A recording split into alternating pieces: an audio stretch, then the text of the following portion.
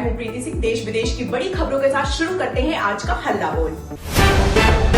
पुरी में भगवान जगन्नाथ, बलभद्र और देवी सुभद्रा की विश्व प्रसिद्ध रथ यात्रा का भव्य शुभारंभ हो गया है। राष्ट्रपति और प्रधानमंत्री देशवासियों को शुभकामनाएं दी हैं। सुबह मंगला आरती के बाद पारंपरिक पहाड़ी रस्म की तैयारी की गई। हालांकि यात्रा के दौरान पुरी में लगातार बारिश भी हो रही है, लेकिन श्रद्धालुओं का उत्साह कम नहीं हुआ। सुरक्षा के व्यापक इंतजाम किए गए और लाखों भक्त इस ऐतिहासिक आयोजन में शामिल हो रहे हैं। इसरो से पिछले एक वर्ष में 100 से अधिक वैज्ञानिकों और तकनीकी विशेषज्ञों के इस्तीफे के बाद केंद्र सरकार ने नियमों को और सख्त कर दिया है। अब वैज्ञानिकों के इस्तीफे और स्वैच्छिक सेवानिवृत्ति यानी BRS के मामलों को सीधे मंजूरी नहीं मिलेगी। हर प्रस्ताव अंतिम स्वीकृति के लिए मुख्यालय भेजा जाएगा। सरकार का उद्देश्य अनुभवी वैज्ञानिकों को निजी अंतरिक्ष कंपनियों में जाने से रोकना और देश के रणनीतिक अंतरिक्ष कार्यक्रमों में विशेषज्ञों की उपलब्धता बनाए रखना है। थल सेना प्रमुख जनरल धीरज सेठ ने पश्चिम बंगाल के सुकना स्थित पूर्वी कमान का दौरा कर सीमा सुरक्षा तैयारियों की समीक्षा की। उन्होंने वरिष्ठ सैन्य अधिकारियों के साथ उच्च स्तरीय बैठक की और विशेष रूप से सिलीगुड़ी कॉरिडोर की सुरक्षा व्यवस्था पर चर्चा की। सेना प्रमुख ने आधुनिक तकनीकी के इस्तेमाल, सैन्य क्षमता विस्तार और चल रही आधुनिकीकरण परियोजनाओं का भी आकलन किया है। उन्होंने बेंगडुब्बी सैन्य स्टेशन का दौरा कर जवानों का उत्साहवर्धन भी किया। केंद्रीय मंत्री रामदास अठावले ने दावा किया है कि एनडीए के पास अब संसद में 2/3 बहुमत है, जिससे आगामी मानसून सत्र में महिला आरक्षण और परिसीमन विधेयक पारित हो सकते हैं। उन्होंने विपक्षी दलों से भी इन विधेयकों का समर्थन करने की अपील की। अठावले का कहना है कि पिछली बार विपक्ष के विरोध के कारण संविधान संशोधन विधेयक पारित नहीं हो सके थे, लेकिन इस बार सरकार मजबूत स्थिति में है।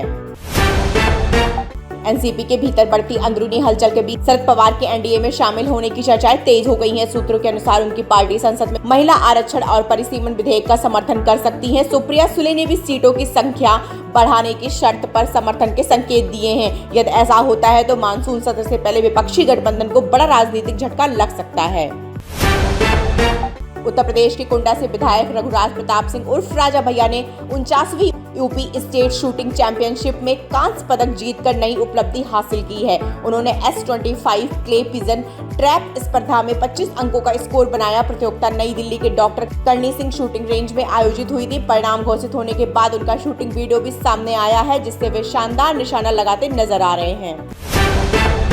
पाकिस्तान में रहस्यमयी अंडरकवर ऑपरेशन और लगातार आतंकियों की मौत के बाद ISI ने हाफिज सईद, मसूद अजहर और अन्य बड़े आतंकियों की सुरक्षा बढ़ा दी है। रिपोर्ट्स के मुताबिक इनके लिए विशेष एजेंट और पूर्व कमांडो तैनात किए गए हैं तथा ठिकाने लगातार बदलते जा रहे हैं। पिछले 3 वर्षों में 2 दर्जन से अधिक आतंकियों के मारे जाने के बाद पाकिस्तान में आतंकी संगठनों के बीच दहशत का माहौल बताया जा रहा है। उत्तर प्रदेश और बिहार के कई जिलों में भारी बारिश से जनजीवन प्रभावित है। यूपी के 36 जिलों में मौसम विभाग ने अलर्ट जारी किया है। दूसरी ओर अरुणाचल प्रदेश में बाढ़ और भूस्खलन से 1 लाख से ज्यादा लोग प्रभावित हुए हैं, जबकि असम के 99 गांव जलमग्न हैं। उधर मध्य प्रदेश के 35 जिलों में सूखे जैसे हालात बने हुए हैं। देश के अलग अलग हिस्सों में मौसम का यह चरम रूप प्रशासन के लिए बड़ी चुनौती बन गया है। राहत और बचाव कार्य लगातार जारी है। भारतीय क्रिकेट टीम के मुख्य कोच गौतम गंभीर लगातार आलोचनाओं के केंद्र में है। टीम चयन, कप्तानी, खिलाड़ियों के प्रदर्शन और ड्रेसिंग रूम के फैसलों का जिम्मेदार उन्हें ठहराया जा रहा है। हालांकि उनके कार्यकाल में भारत ने लगातार 2 ICC ट्रॉफियां जीती हैं। क्रिकेट विशेषज्ञों का मानना है कि कई फैसलों की जिम्मेदारी पूरी टीम प्रबंधन और चयनकर्ताओं की होती है, लेकिन सोशल मीडिया पर हर विवाद का निशाना केवल गंभीर को बनाया जा रहा है। क्रिस्टोफर नोलन की बहुप्रतीक्षित फिल्म द ओडिसी 18 जुलाई को दुनिया भर में रिलीज होने जा रही है। फिल्म को लेकर फैंस का उत्साह चरम पर है। नोलन की फिल्मों को लेकर दर्शकों की दीवानगी एक बार फिर देखने को मिल रही है और फिल्म से रिकॉर्ड ओपनिंग की उम्मीद की जा रही है।